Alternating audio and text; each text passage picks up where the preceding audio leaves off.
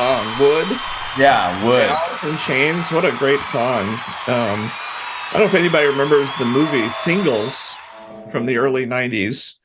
But that song was in that movie along with all the songs from all the other awesome grunge bands of Oh man, yeah, that's a classic film. That was a Cameron Crowe movie, and it was basically him kind of chronicling the rise of this grunge scene in Seattle in the yeah, early 90s, and with the backdrop of just all these fake characters living their lives, but you got to see all these people, the roots. yeah, And I remember living in Seattle at that time. My wife and yeah, I were there, and it was such a cool time. It was such a different. yeah. The city was very different back then. It hadn't been, it's not like you had Microsoft and Amazon and Starbucks and all the other big things. It was really Yeah, that's raw. crazy. Yeah, It was just this raw grunge thing, and it was funny. They even did a documentary called Hype, oh which no way. I remember. I think I saw it on either VHS or DVD. I don't know if it's streaming. I highly recommend you watch it because it's got like the guy who started Sub Pop Records and all these people who were involved, and they just talked about the mania, like all these bands, all these Seattle bands that during the 80s had left and gone to LA to try to make it. Yeah, yeah, And then all of a sudden they're all coming back because they needed to be in Seattle to make it. yeah, And, yeah. and it was, it was kind of like heavy metal. It was kind of rock. It was, It was, yeah. You know what? It was real. It had yeah, a real feel to it. yeah, I think that was what was missing from music at yeah, that time, and why it was met with so much resistance. I was in, yeah, because I was like in that whole heavy metal glam, not yeah, really glam, but I was a musician, right? And so I right. was into that sort of LA scene, but I never really liked it. It was just kind of sleazy, and Yeah, people were just a little outrageous. There was no realness to it. There was a lot of attitude, which yeah, kind of felt like hype, Like right. you brought up hype. It was hyped. It was all fake.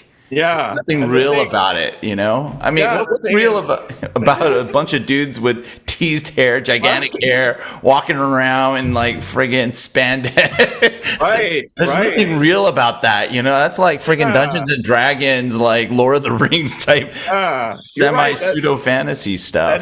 That is the big difference because the stuff that was started happening in the early 90s, late 80s, early 90s in Seattle, there was no hype about it. It was raw. Seattle wasn't a popular or even remotely famous or cool place. I Yeah, remember listening to Dave Grohl's autobiography, and when I listened to it on Audible, and he was in a punk band before, yeah, he joined Nirvana, but he joked about the idea, like when you're traveling, and I think a lot of people don't realize how dirt poor you are when you're in most bands. dirt. Yeah. Oh Like yeah. they're living in a van and they're starving to death, and they're Yeah. driving from city to city to do a gig. And he talked about, oh my God, there's no way we would drive all the way to the corner of the country to Seattle to go do a Wow. gig. It's like we got to Omaha, Nebraska, and we're not going to go any Yeah. further. Yeah. And so there was nothing cool, but then all of a sudden, you're right. There was no glitz, there was no hair, there was no money. But then, like to the song you play, Wood, Alice in Chains, what a great sound. Lane Staley, Cherry and control. Jerry Cherry Cantrell, that control. harmony that they did together, the way they would sing together. Yeah. I know Jerry's been trying to carry the torch for Alice in Chains for the rest of the time, but Yeah. it's just not the same No. because there was that sound, the way they sang together No, made Lane, his voice. his voice Yeah, was unreal. It was unreal. as I was trying to figure out how to play this song, because it's weird. I looked up a couple of videos on YouTube where Jerry was performing this song with some other dude, and it sounded terrible. I mean, Mhm. it didn't sound right. Yeah, And without Lane, without that really unique vocal that he had, yeah, it just doesn't vibe. You know what I'm yeah, saying? I mean, because the original just sticks in your head, and it's just it's like Chris Cornell. I mean, you just yeah. can't replace the dude. His voice Voice. What a insane voice that guy is had. incredible. And Black Hole Sun, that's another one Yeah, you gotta figure out how to play. you But got to play that man, sometime. dude, I'm telling you, the chords, those were not the chords, the arrangements, it's just not normal. It's Which not. I is can hear him in really my head why. right now. That. Yeah, but I mean, yeah. Uh, But you know what I'm saying? It's just incredible stuff, and it there's is. something to be said about genuine, which is really weird that we're talking about this because you brought up hype, and we're talking about how you need to be. There's eventually real stuff eventually prevails. You can only deal with Yeah, fake stuff. It's kind of like what we deal with in our industry, right? yeah. Which is really funny, and it's weird that we keep gravitating toward grunge music because we kind of pride ourselves For real. as being real, right? We keep it real, and that's probably the only reason why we have the two or three people who watch the show on a weekly basis. Everyone else Yeah, is still drinking the Kool-Aid and trying to sell the Kool-Aid, but yeah. when times get tough, when money costs money, Money costs money. There it is. The yeah, profound it's not quote of the day. free. I actually had a nice guy introduce himself to me. I was at that T-Mobile event yesterday afternoon, and Oh yeah, yeah, yeah. at the end of it, one of the guys, some guy came up to me while people were just kind of milling around having a drink and introduced himself. He's like, "Yeah, you're Rob Tiffany from Coffee Talk." Well, come on, man. We were at MWC and we had like some Yeah, pretty impressive people walk up to us and they go, "Oh yeah, I watch your yeah, show." It's like, man. okay. I know. Yeah, it's with pretty the cool. with the kitty cat in the middle, which you banned. I can't believe it. You know how hurt Kitty is. I know Kitty's hurt. Kitty cat, yeah, and dump truck, Dumpy the dump Dump truck. truck. Come on, Up man. with the dump truck. I Yeah, cannot believe it. so Yeah. bad. But they Yeah, didn't get so us to a billion. They didn't get us to a billion subscribers. So I agree with you, man. We have to kind of X-nay them. So for people to keep it real with grunge, definitely go out and watch singles if you've never seen it before. Yeah. Really kind because all the bands, the places they were playing at were the real places in Seattle where my Yeah. wife and I used to go to when we were a lot younger, going to Rock Candy and a lot of these neat places. And yeah, you could see all these bands. They were local bands at the time, Yeah. you Yeah. know. I'd say Soundgarden had been around longer than all of the rest of them because they'd actually done rock stuff in the late 80s. And they were, Uh-huh. and then they kind of, and Chris Cornell is an actual local guy. Mhm. Obviously everybody knows the Nirvana deal. Pearl Jam, I think Eddie Yeah. came up from San Diego actually. Yeah. Yeah. Yeah, yeah. And that's a great story too when they talk about when they recorded 10, which was Hmm. their first album. He was brand new, kind of, Yeah. kind of, he didn't know what he was doing. And people are Isn't like, that great? oh, we got this new singer, this guy, Eddie Vedder. And I think they originally wanted to call the band Mookie Blaylock and like the baseball player.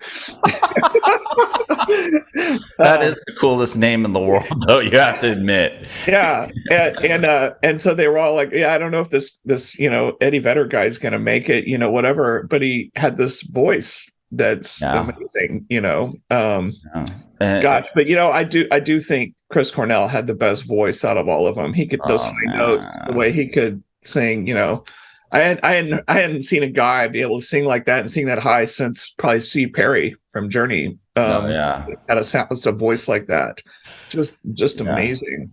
Yeah. It's cool when it all comes together like that, and it wasn't staged, it wasn't put together. It just kind You're of jamming. You're and it was jamming. but it was also a comet. And what I Mhm. mean by that, it burned brightly for about 5 or 6 years and then was gone. and then Yeah. the Seattle scene grunge thing died. It disappeared. Yeah. In fact, I would say it lasted. A lot of people thought, by '94 or whatever, when Cobain killed himself, that it was dead. And then out of nowhere, Soundgarden came out with that album, Super Unknown, that, had Black Hole Sun, a lot of that. And then you had this really cool EP that came out from Alice in Chains, where it's like, hey, hey, yeah, I think I'm traveling south this year. They had like 3 songs, like a lot of acoustic and stuff. It was amazing. It was amazing. Yeah. So much talent. I stretched it for maybe another year or two, and then that was it. It was over. And then you read all the stories. Obviously, luckily, Dave Grohl is the greatest rock historian. Yeah. Who keeps telling the stories of rock and roll and the cities and everything. And so he luckily he'd written a bunch of songs on his own in the last couple of years in Nirvana, and then bought some studio time to start recording. And luckily, he knows how to play all the instruments. Yeah. She's pretty Speaking amazing. of Dave Grohl, I don't know, shout out to everybody. If anybody over the weekend happened to see the live stream from Wembley in honor of Taylor Hawkins, the drummer from Foo Fighters who died. I saw different clips. I haven't seen the whole thing. It's like 6 hours long. Oh my God. But all these different bands are in it, and they all came in and would join and did different stuff. And it was just, the stuff I saw was amazing. And, just seeing the kickoff of it, and Dave's just struggling to hold it together, what a tough deal, but a lot of love out there. There were a lot of people. It's amazing seeing that the music community, how it gets together when they've lost one of their own, you know? And maybe grunge never really went away, because as long as people keep appreciating it, they listen to it and they play it like we do here on IoT Coffee Talk. It like you said, it made its statement, but it was bright and loud. But then, what are you going to do when Britney Spears jumps onto the scene? And people start, drinking the Kool-Aid again. No, you're absolutely right. Oh my God, that's such a good point. Yeah, you're right. Grunge went away, and we got Britney Spears. No, and we got NSYNC and boy bands and all kinds of stuff. And what is it? One Direction. We got One Direction. Now, my daughter loved One Direction, and she is like the biggest Harry Styles fan. I think, of course, there's a lot of girls who are big Harry Styles fans. Oh yeah. He's pretty, big still, right? I mean, he's bigger than big, actually. I think he, obviously you're right. That One Direction was a phenomenon. And they made movies that almost reminded you. Remember all the Beatles movies they made? And then there were girls chasing him everywhere. Yeah, I hadn't seen anything like until One Direction. Harry Styles, though, he's come into his own as a solo performer. Great voice, can sing, and he writes songs. I mean, I don't listen to his stuff. I just heard about him. Yeah, so. I like Watermelon Sugar. Good song. Oh yeah. So, folks who are new to IoT Coffee Talk, if you're new, what is it? This is like episode 120. If you don't know, we do this thing called Bad Karaoke. Usually it's at the beginning of the show, but now Rob is sprinkling it throughout the episode. So let's continue to sprinkle music. You just said 120. Does anyone remember 120 seconds? Kurt Loder on MTV. MTV News. They did 120. To tell you music. We're the only people that are that old that probably remember that kind of stuff. Absolutely. From MTV. Of course, that wasn't even early MTV. That was late 80s MTV, I guess. Yeah. Before IRL. Oh, no way. Total Request Live, all that stuff. Jeez. Oh my God. So today, of course, if you're watching this, it's later, but today for us, it's Wednesday morning, September 7th. Yeah. And we're going to have an Apple event this morning. It's what everyone's getting. Far out, baby. It's going to be far out. Far out. And so far out. Lots of speculation. What is Tim Cook going to pop out for us out of the magic Apple machine Yeah. there in Yeah. Cupertino? Are we going to get we're going to get an iPhone 14, Well, and yeah. there's that's That is totally predictable. that's That predictable, is not even a rumor. That's like, okay. and it's going to be this much faster than the last version. Yeah. Of course, Apple Silicon continues to be faster than anybody else's. Of course, we can go off the rails and talk about a lawsuit right now with ARM and Qualcomm over Yeah. some silicon that could potentially be released. Yeah, with the Nuvia, Yeah, acquisition, yeah, that whole thing is pretty messed up. It's unfortunate, yeah, especially given the timing, the geopolitical climate and all, and really sort of the Western companies, whether it's just U.S. plus European semiconductor industry players, kind of getting their act together, you know what I'm saying, and marshaling around these different chip acts in Europe and the United States to reconstitute their chip industry. This kind of thing obviously detracts from a lot of the kumbaya that we need. what's the backstory? What's the backstory of that Nuvia thing? Was that a bunch of Apple engineers? Yeah, former Apple engineers that started. They were some of the folks who worked on the A series, the first A series chips. They started their own company in 2019, and as part of that, their whole thing was we're going to build server chips for ARM-based server chips, right? Yeah. I mean, at the time, hadn't really been a company that had been able to deliver a viable server chip into the market based on ARM's architecture, Yeah. and IP. Now, Qualcomm had tried, but they scrapped their effort in 2017, laid off a bunch of people, as they say. But at that time, I mean, if you really think about it, at that time, that's like pre-Neoverse. ARM really wasn't geared towards supporting these scale-out architectures that you need for servers and the data center. And data center is a totally different game, right? Yeah. But as part of establishing Nuvia and getting things going, they negotiated an architectural license with ARM.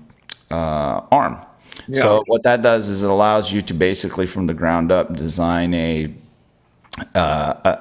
CPU based on ARM's ISA or instruction set architecture. So instead of buying or getting a license for Cortex, which is ARM's own implementation of their own architecture, the whole idea was that Nuvia is going to design their CPU from the ground up using actually quite a bit of ARM's IP. Now, the whole conflict is the nature of it is actually still kind of up in the air. We don't really know what the dispute is really about. We can kind of guess, but Yeah. the stink is, when Qualcomm acquired Nuvia, there was some negotiation. First off, a warning that the IP couldn't be transferred without the Nuvia IP couldn't be transferred. Actually, no. More accurately, the license could not be transferred to Qualcomm, and the associated chip designs with that license and that effort to build or to design and eventually go to market with the server chip could not be transferred without ARM's consent. That's at least the argument. Okay. And something's happened where Qualcomm decided, okay, we're going to just terminate this license. And they did, apparently. Yeah. And now there's this dispute as to whether Qualcomm really upheld Nuvia's obligations post termination. So, it gets really complicated really quick, but Oh, I think a lot of this is possibly rooted in the fact that Qualcomm, I don't think, is going to be pursuing the server market. They want to use Nuvia's technology and IP know-how and apply it to their Snapdragon portfolio, yeah. which doesn't include server, right? So this is like That makes smartphones. perfect sense too. Nuvia is created by Apple engineers. Apple took their ARM license and they made something that's way faster than anybody else's ARM chip. Yeah, Not even close. yeah, Qualcomm was left in the dust. And so I yeah, totally get the idea from Qualcomm. It's like, how do we make Snapdragon yeah, competitive with Apple Silicon? And you're right, that could just be on Android handsets, but obviously um, PCs, you've got Windows, an ARM 64 version of Windows, and I've run yeah, it, and it still needs some help. I've seen the yeah, special. There's a special Qualcomm chip that they Microsoft and Qualcomm put together, yeah. but you right now and me right now, I'm running on my MacBook Pro that's running the M1 Max. I've never run a faster computer in my whole life, Yeah. I ever. mean, And um, so I've seen like that friend of ours, what's his name, Paradise from Lenovo, showing off. They've got a ThinkPad that's running the new Qualcomm. X13, yeah, which Yeah, the X13, is really and running. beautiful. Yeah. Yeah, it's beautiful, and it's running the ARM 64 Windows, but performance, it's not even in the universe with Apple. It's it, Yeah. but it I mean, but I'd but like to try it out it's first. I played with it. It's nice, Oh, and you have? Oh, wow. it's meeting the battery life requirements. Yeah. That was that that's part of the game is I'm going with ARM because I want my laptop to last 19 hours or some Yeah. ridiculous amount of Yeah. time, and so it's meeting those goals, which is great. But performance wise, it's still Apple's. I mean, God, the M1 Max and then what is it, the Ultra or Yeah. Yeah. Yeah. Yeah. the Yeah. Megatron? It's just Megatron. it's just Ultron. it's so much faster. Yeah. Yeah. Did you ever play around with the M2 on the new MacBook Air? Did you ever go into Apple Store and just goof around with it? M2. No, no, no. I haven't. I But have. I It's have kind the, of it's uh, not fast. it's not fast. It's not worth buying. The Apple Oh, yeah, yeah, yeah, Air yeah, with just yeah, the plain M2. yeah, It's yeah. Obviously they talked a good game when they launched it, like they always do. They do great marketing yeah, when they do the yeah, launch, but it's. I would say it's in the same ballpark as running Windows x64 on Qualcomm Hmm. right now. It has that same feel to it. It's not even in the same universe as the Oh, really? I have to, M1 Pro or M1 Max or Ultra, right. obviously. Yeah. Well, Uh, I have a studio so I have the Mac Studio, and what did I get? I got I didn't get the Ultra. I got not the Pro. Is it the Pro? Max Pro's the first one, and then there's Max, and then there's Ultra. No, I got the Max. I didn't get the Ultra. Yeah. But man, there's so much headroom. Oh yeah, I that's right. mean, The Ultra is just two Maxes put together. They yeah, built a high-speed bus. yeah, yeah, Yeah, yeah, it's pretty impressive stuff. yeah. We're all about Ultra chips today. Fusion, Ultra We're Fusion. Ultra Fusion. We are all about Yeah, chips today. But it's yeah, exciting stuff. And so, yeah, but you know what? Yeah, I know. Props to Lenovo for pushing the envelope and working with Microsoft to try to get a good ARM Windows. And so I totally get Qualcomm yeah. making that And acquisition, Qualcomm. Yeah, getting more horsepower for yeah, laptops, for always on laptops. yeah, That's always been the thing with Microsoft. It's like, gosh, we need these things to be like an iPad. It needs to be always on. yeah, yeah. Well, Yeah. that's their whole. That's been their whole thing. I think a lot of it has been, really trying to catch up with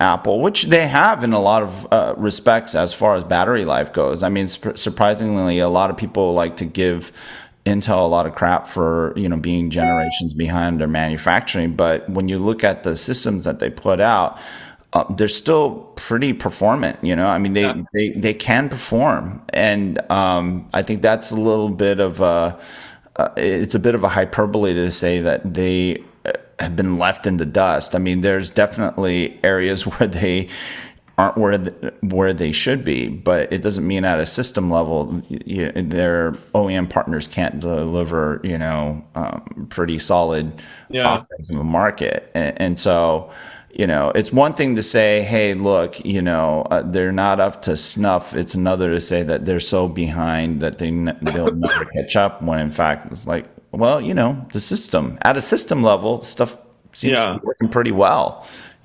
So those are like sort of also the where, an area where hype can negative hype can get out of control. But yeah, today, I guess like the big rumor is that Apple is going to be releasing or announcing a satellite service, and people are suspecting it's going to be with Globalstar, which I made a post on LinkedIn about it. My thesis. Does that take the wind out of the sails for the T-Mobile Starlink thing, or no? Or is it unrelated? Or what do you think? Yeah, well, I'm there with you, man. did Mike Sievert, anticipate this release and I think, say, hey, let's scramble and put together a cool, thing sitting here in front of a bunch of rockets with Elon? Well, I think everyone's kind of got a whiff of this thing and have decided to put something out. Huawei announced that their P50 is going to have quote unquote satellite support for simple messaging. I think it's unidirectional, but they're going to be using China's GPS satellite network for these emergency messaging and location based services or capabilities. So they've kind of one-upped Apple in that way in terms of an announcement. If there's even an announcement on Apple's part, we don't know, of course, right? It's just a rumor. But the biggest thing I keep hearing about Apple is that we're going to get a 48 megapixel camera. Wide angle. Really? Yes. Well, that'll be awesome. While things like Globalstar and all that's exciting, I know, because I'm such an expert at the smartphone market, what people actually care about more than anything else in their smartphone. It turns out it's the freaking camera. Yeah. The camera has taken over in importance because everyone's become a photographer. Once we put high-end cameras in everyone's hands and they have them all the time, we've had more pictures, and just so you know, I actually have an Etsy store now. Really? I've got enough high-end photos of different landscapes. I've just started uploading stuff from Joshua Tree. Oh, wow. National parks. And so been slowly but surely uploading pictures, but you have to kind of take the photo, but put it in a scene, like as if it was in a frame in your living room or something like that. And so, but photography, we made high-end photography accessible to everyone. Yeah. Whether it's an iPhone or a Samsung device or Huawei, they're putting high-end. They spend a lot of time putting high-end camera gear. These things. And people have wondered, why has Apple been sticking with these 12 megapixel cameras for so long? There's always that whole notion of Android's always way ahead of Apple as far as ideas, the technology, new things. Now, maybe Apple usually waits till it's really, really baked. Android will put a new tech into a phone to say we're years ahead of Apple. And so, for instance, periscope technology that Samsung's been using so that they can deliver a 12x optical zoom without having some big honking thing hanging off the back of the phone. So they use this periscope technology because Apple's been doing this 2x zoom forever. I think they got to 3x if you had the Pro Max 13. And so Samsung's like, how come you can't do 10x optical? And obviously Samsung's been shipping in their ultra high end version 108 megapixel sensor, which I've taken photos with that. It's crazy. Yeah. When you talk about taking a photo and then having it made into a print, Yeah. pixel size starts to matter. Obviously, you still need to have good quality, but like I've got one, where it's in a vineyard that I did with the Samsung, and we're talking like 12,000 by 8,000 resolution. So you can blow it up much bigger before it starts getting pixelated. Yeah.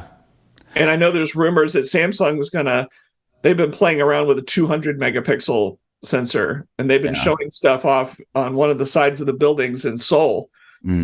Just crazy stuff. And there's a lot of talk that their next high-end phone may have a 200 megapixel sensor, which is just crazy.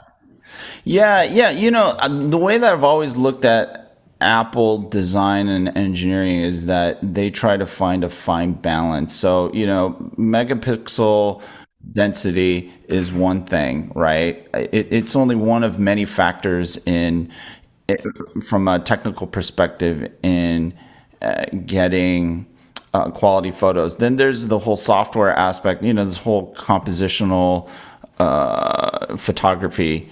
Right. Yeah, it's all this AI driven stuff. Hey, Marc, what's up, man? Hey, Marc. Hey, sorry. Good to have you on when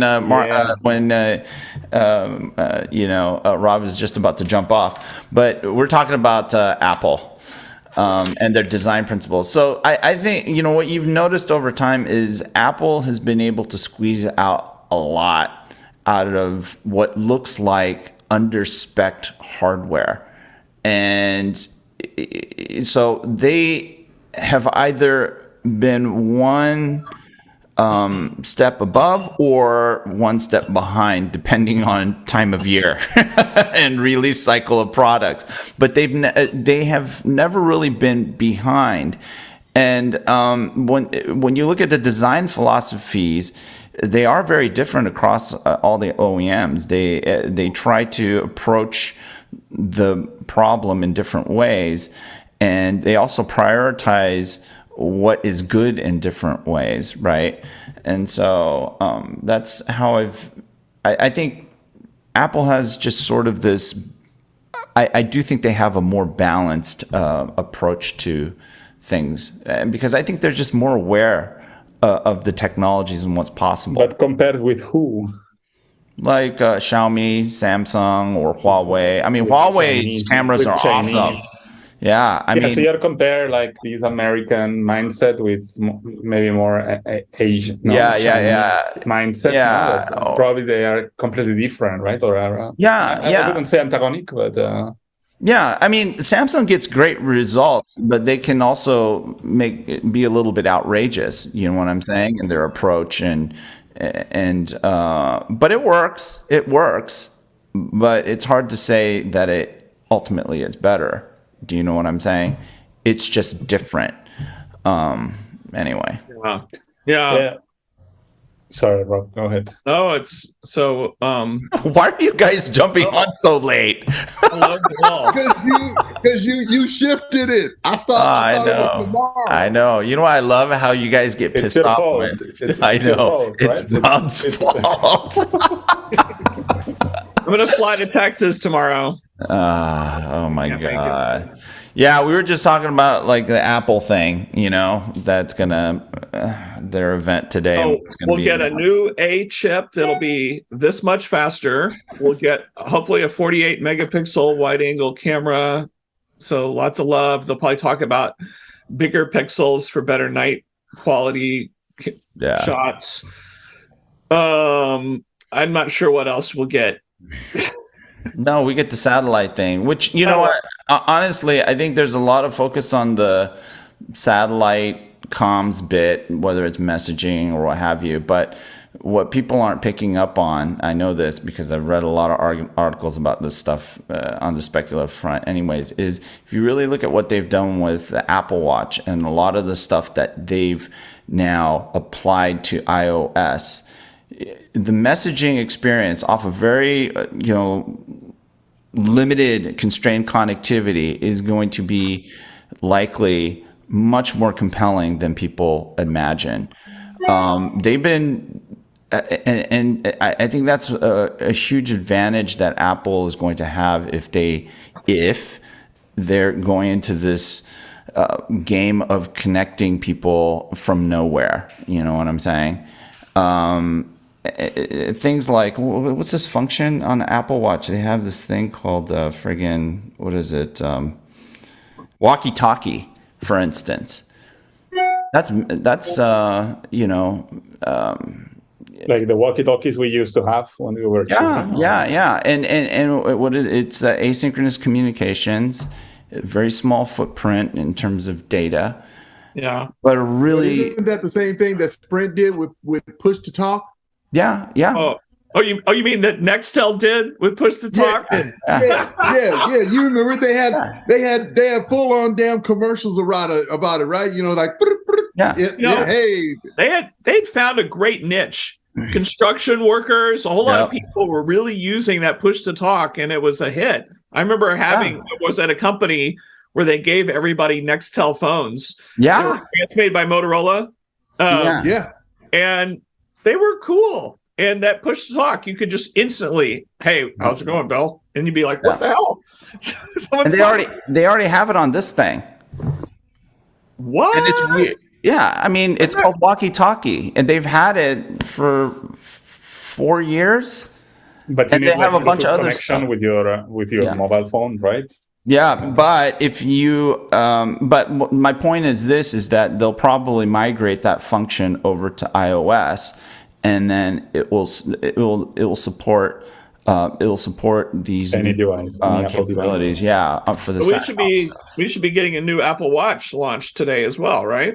Yeah. I saw some of the concept drawings. They're pretty cool. Okay. And speaking of, IoT, I mean, we always have to try to tie some of the stuff that we're talking to IoT, right? Yes. Yeah. So there's your IoT reference right there, the Apple Watch. Your IoT reference, and obviously, IoT. Clearly you've nailed it though. The big hidden, when you talk about the far out is the theme, and the picture looks like it's in space. Clearly that alludes to the idea of the satellite connectivity. So that's probably a safe bet, unless they're talking about the ability to take pictures of stars. That would be really cool too. Yeah. No, it already kind of can. What do they call that mode? The night mode stuff? Where you have to have it like on a tripod and really still and get in a lot of light, so you could do like the moon or the Milky Way or things like that. Yeah, that's pretty cool. I've seen that. That's pretty neat stuff. So I'm going to leave you guys. Next time I see you, I'll be in Houston. I'll see everyone Monday and Tuesday at the IoT and Oil and Gas Conference. Oh my God. Yeah. Showing how we use IoT and digital twins to get the oil and gas industry to net zero. Are you going to go with solar panels with you? Yes. With the helmet. I would love that. I'll drive to the event in a Tesla, and they'll start throwing eggs at me or something. I don't know. Oh God! Yeah, guaranteed. They'll force you to rent the largest SUV with the lowest gas mileage. That's usually the policy of most oil majors. Absolutely. See you guys later. It's the safest. Bye. All right. Take care, bro. I'm not expert on Apple anymore, but is Home Assistant still a thing? Are they going to kill Home Assistant? Home Assistant. Homeless? Home Assistant. Oh, Home Assistant. All of these home.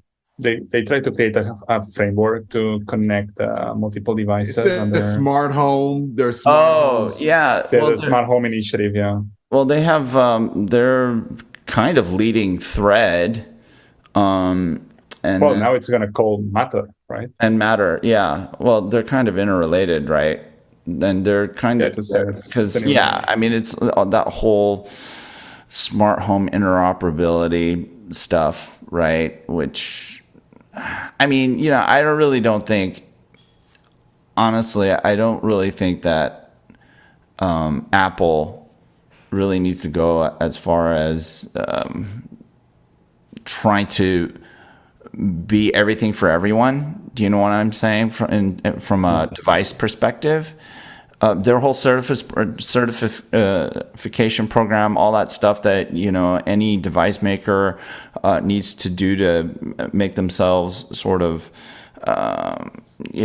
compliant and certified for Apple Home.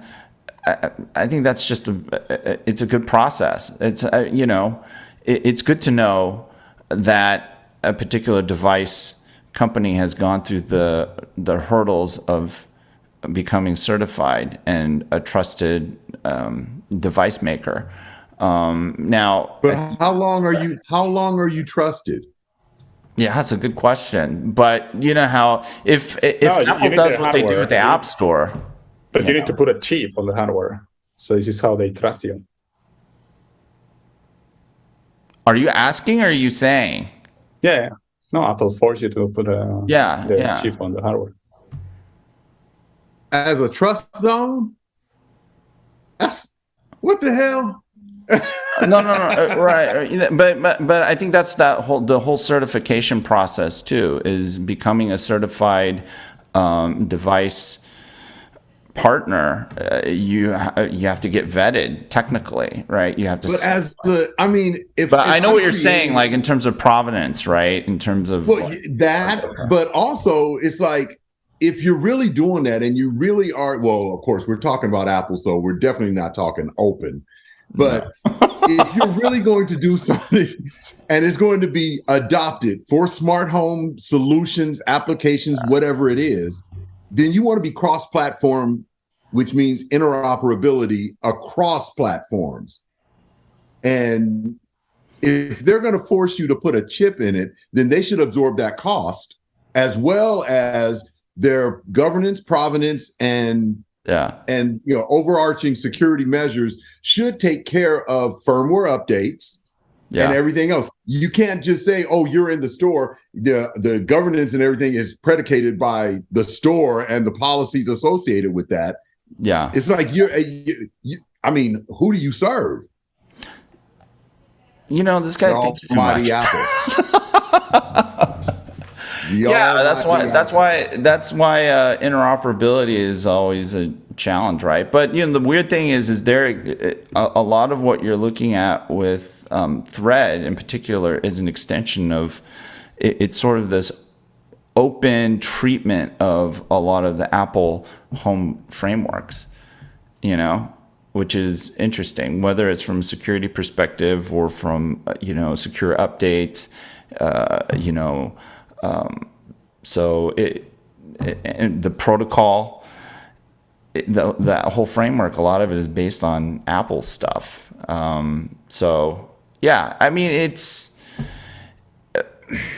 It's interesting. They've been trying to make this thing fly for a while, but I don't know. I heard a lot of excitement and hype about 7 months ago, and a lot of it is now waned. I think people in general don't really give a crap about a smart home. I don't think people have the problem you guys have in Texas, where your homes are so big that you're literally getting a workout going from one end to the other. Most people live in tiny places where you don't mind getting up to change the channel on the TV because that's your exercise for the day. Well, here's the interesting thing about it, right? Is that I think you're right in terms of the majority, right? So we'll say the larger populace doesn't care that much about smart home. Yeah. Right. We've heard the whole promise, your house recognizes that you're on your street, you're driving up to your garage door opens, the temperature set, all of that stuff takes a level of automation and connectivity that the average homeowner doesn't have. Yep. You just don't have it because even with smart thermostats, man. I have a Honeywell thing that's connected to my the Home app, Apple Home app. Here's the thing: automation is not good enough. I find that our family life is pretty complicated, and so even simple functions cannot be based on simple automation rules. There has to be a certain degree of intelligence, sort of a dynamic accommodation of context and situation and, preference that has to be treated. Otherwise, that static automation actually becomes an inconvenience and that creates a bad outcome or unwanted outcome, which is really odd, right? Because most people think automation is a good, it's a good thing other than maybe killing a job. But the thing is, if there isn't this intelligence, the dynamism, intelligence about it, it can actually create a lot of problems, and that's where I think things get really tricky, because in order to have that level of valuable automation, especially in the home, it requires a high degree of personalization. And then with personalization, you get privacy concerns, right? So which is why I encourage anyone, if you're considering doing a smart home, if you are going to be connected, if you're going to have a voice assistant, keep that crap local. Don't yes, send your stuff to the cloud, man. I mean, friggin' dude, see, I want to get your guys' perspective on this. I see these articles that are written by these cloud fanboys that are predicting the death of Para, the Purdue model, and I read it. I just go, guys, this is cloud does not democratize anything. It doesn't flatten anything, and if anything, Purdue model should probably be embraced even more. And when we think of smart homes, you think in terms of that model. There's only certain things that you put in the cloud. Rest of it, friggin' treat it like the Battlestar Galactica and just assume Cylons are trying to attack you. Dude, I totally dig on your perspective. I think it's so important, but the vast majority of the way that these home systems are designed, home automation systems or whatever the friggin' hell you want to call them, smart home things, are not designed with what you just said, which is localizing data, localizing control, and only sharing the very bare minimum. And that bare minimum, the only thing that should be in the cloud is configuration. Yeah. Status, right? Current status. Well, I mean, there's certain other elements, but you want to. I mean, so update. But do you want to interact with your home from outside? You want to interact with your home, but it should be through a secure channel, right? So you should have IPsec and a VPN. I mean, direct to direct. It has to be that way.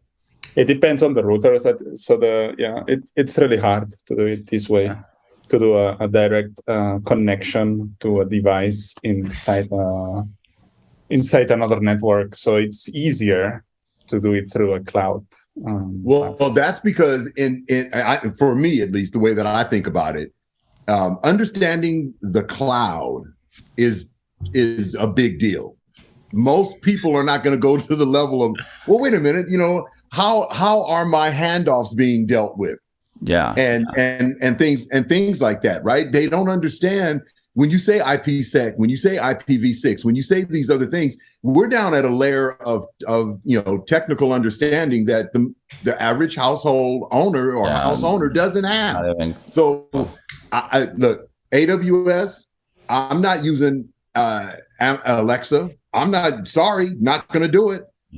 Google Home, no, I don't think so. Samsung and smart things, yep. Sorry, you guys just got hacked.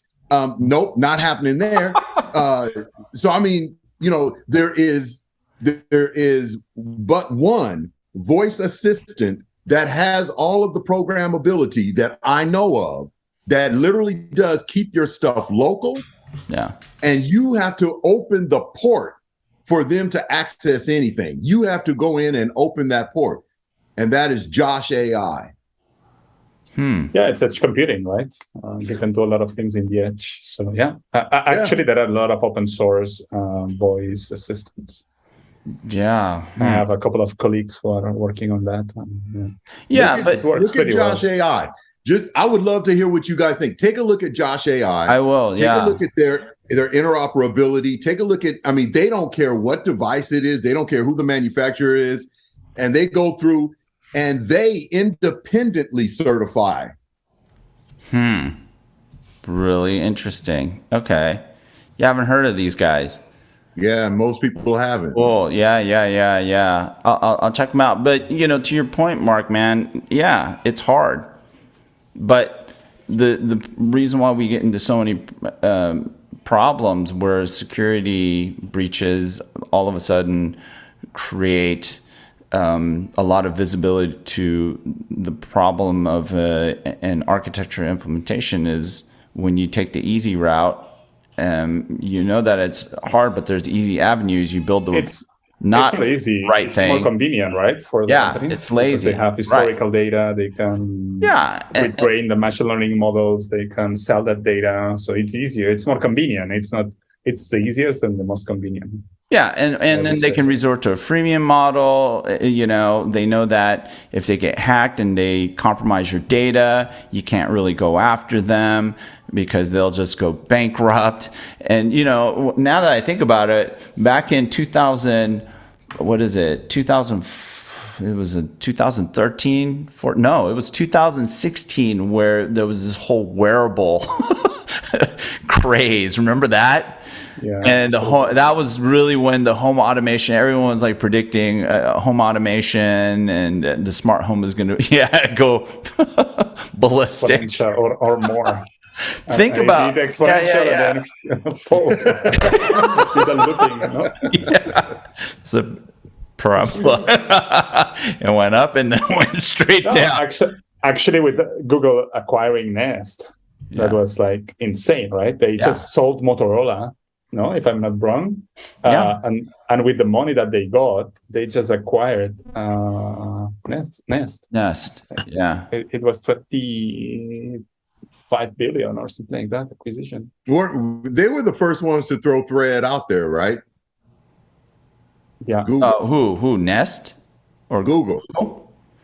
Yeah, I think so. I mean, yeah. They wanted to do their but. I mean, this is what's happening as well with Amazon, Apple. They are trying to reinvent the wheel, and they don't know that this already exists. So I think they were trying to do their own protocol, and they were using, if I'm not wrong, 6LoWPAN, but they didn't know. And then they realized that Zigbee was as well there, and then I think Thread it's a mix of them or kind of, and then Matter it's just Zigbee with another brand. With another name.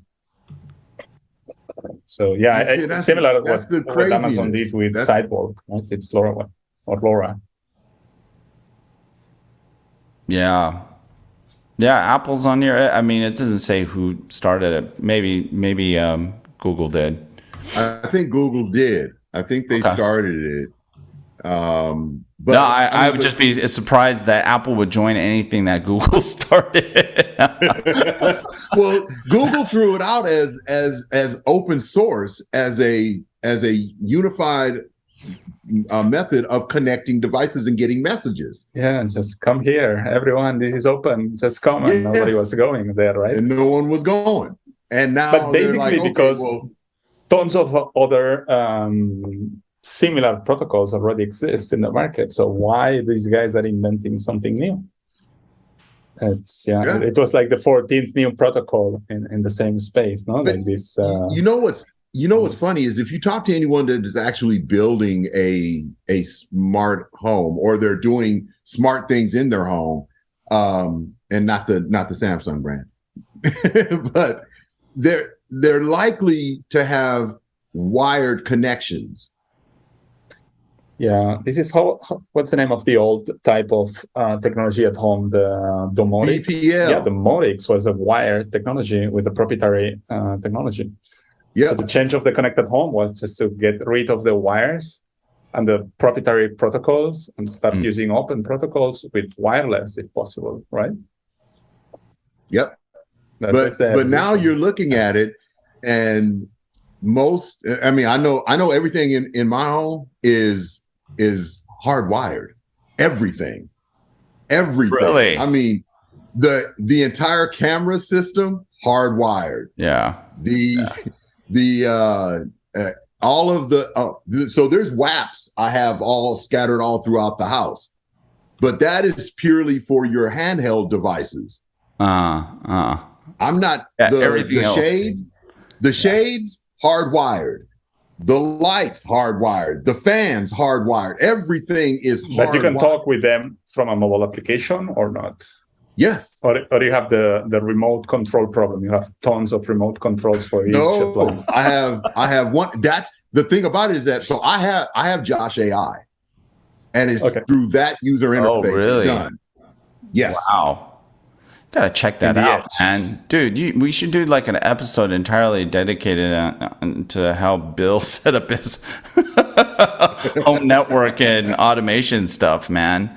That's it's interesting. It's interesting. Yeah, I mean, I'm serious. It's wild, right? When you really look at it for what it is, and you're trying to, all you're really trying to do is mitigate risk, right? That's really all you're trying to do. I just want to mitigate risk and give the best opportunity to to have that user experience, that in-home experience where you're not looking for a remote because, it's voice assistant. Josh, can you turn the lights up 30 degrees? Yeah. Boom, boom, boom, boom. It does it. Yeah. Yeah, I did a collaboration with some of my buddies from IBM on this whole smart home thing. And one of the things that we were talking about was how, when you go, I mean, each home is unique. Each design requirement, household requirement, preference is so bespoke that designing a home automation or smart home solution is actually a feat of engineering. There is nothing that's out of the box that just should plug and play. That's probably the wrong approach, especially if you place some importance on security and privacy, right? If you just kind of go about doing it the lazy way, then you'll buy whatever from Apple or Google or whatever, and then deploy it and just assume that everything will plug and play, which usually it doesn't. But home automation may not just be, maybe it shouldn't be this thing that's plug and play, consumer easy. And one of the reasons why it isn't really taking off and isn't really a profitable thing for a lot of folks trying to get into the game is because, there's a huge design element to it to make the solution actually something that is valuable, right? And when I say valuable, I'm factoring in secure, private, which a lot of people tend to discount in the value calculation. You know what I'm saying? They only see the reduction in value when their privacy is violated, or they find that their personal information got stolen, or when there's a breach and their home gets hacked. It's an afterthought. But when you put it ahead, then, when you have it as a forethought, then, and I think that's why a lot of these solutions just don't take off. It's not supposed to be easy. No, so, I mean, seriously, so when we're not recording, I'll show you the layout of the house with all the connections. I mean, I have it. So when we close up, I'll absolutely show you what's is there. that a hint? But hey, guys, we have to disconnect to see the layout. No? Yeah. Dude, you're frozen. Because, it's like that's not something you just go. Hey. Oh yeah. Yeah. So hey, guys, I love how you guys get so upset when you miss an episode every week. That's a beautiful thing, right? No, I get pissed off too, because I really, like David said last week, this is kind of a release for me, and it's so therapeutic to have an opportunity to just be honest and talk with really brilliant folks who can challenge your thinking. So, and I hope that the IoT Coffee Talk audience can appreciate that. And we do this because it's fun, I suppose, right? Given how pissed off you guys get when And if you're not emotional about it, if you're not passionate about it, then you really don't care. Yeah, and it's not worth talking about or listening. And it sucks because I wanted to disagree with you, Leonard, but yeah, it's okay. I will do it. No, you know how I love that. No. I always say this is like it's okay. debate is always healthy as long as you're not an asshole about it. And when you're wrong, it's a beautiful thing because that means that you have a moment to learn and an opportunity to learn. So, and nobody knows everything, There's just some people who think they do. You got to stay a student of technology. So, Say what? What was that? You got to remain a student. Oh yeah. And I learned so much from you guys. That's why I love listening back on episodes because I don't catch everything when we're having our dialogues. You know what I'm saying? And you guys say some really amazing stuff that's really shaped, and I'm just sharing something personal, shaped the way I think about things. And it's been a massive refinement, which is awesome because you can kind of see how we've impacted each other through all these 120 episodes. It's very obvious, but it's also obvious that we've been tuning into stuff that's real. Like that's how we began this episode, by the way. And to have this focus on things that are real, keeping it real is always, it's a good thing. Cause I'd hate to listen back on an episode and then listen to, and have to deal with the fact that I said something really, really stupid in front of like the entire interwebs, So, but you guys are awesome, and I just love that you guys get pissed off when you miss an episode. But I'm glad you guys jumped on, man. This is a really good way to end the episode with this talk on smart homes. So. Yeah. All right, guys. All right. So to our IoT Coffee Talk listeners, thank you so much. Rob by 2 people, right? What? What was that? He has a lag, dude. You say that you changed Rob by 2 of us. So. Yeah. But that's how we do. We switch things out even in the middle. We don't edit. We don't wait. We just let the tape roll. So yeah. That's it. Okay, so stop. I'm trying to end this thing so we can look at your secret smart home layout, bro. Okay, calm down. All right, to our IoT Coffee Talk listeners, thank you so much. We appreciate you, all 2 of you. And we are so glad that you made it this far. And I hope you learned a lot. We would really love to hear from you. Just make sure that you share your feedback, your reactions to our discussion today. And please like, share, subscribe to iotcoffeetalk.com. And we will see you next week with some more bad karaoke by Rob Tiffany. Later.